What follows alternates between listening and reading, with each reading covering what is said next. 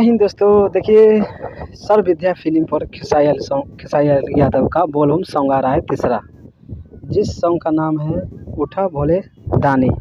उठा भोले दानी sir sir विद्या film पर आ रहा है, नया चैनल है।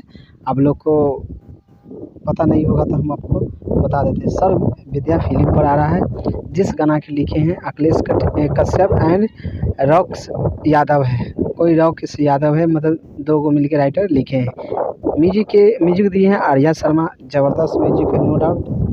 गाना कैसा है तो आपको पता चल जाएगा। कल आएगा सुबह 6:15 पर गाना रिलीज होगा। तो देखिए, बात इतने करना चाहते हैं, इस वीडियो को क्या आएगा रिस्पॉन्स ये तो हमको नहीं पता है, लेकिन जाइएगा सर विद्या फिल्म्स को सब्सक्राइब कम से कम कर लीजिएगा। इसी भी चैनल को सब्सक्राइब कर सकते हैं ऐसा वीडियो देखने के लिए। देखिए, सर विद्या फिल्म नया चैनल है, अभी किसको है हमको पता नहीं है, लेकिन इस पर टीजर लॉन्च हो चुका है आज।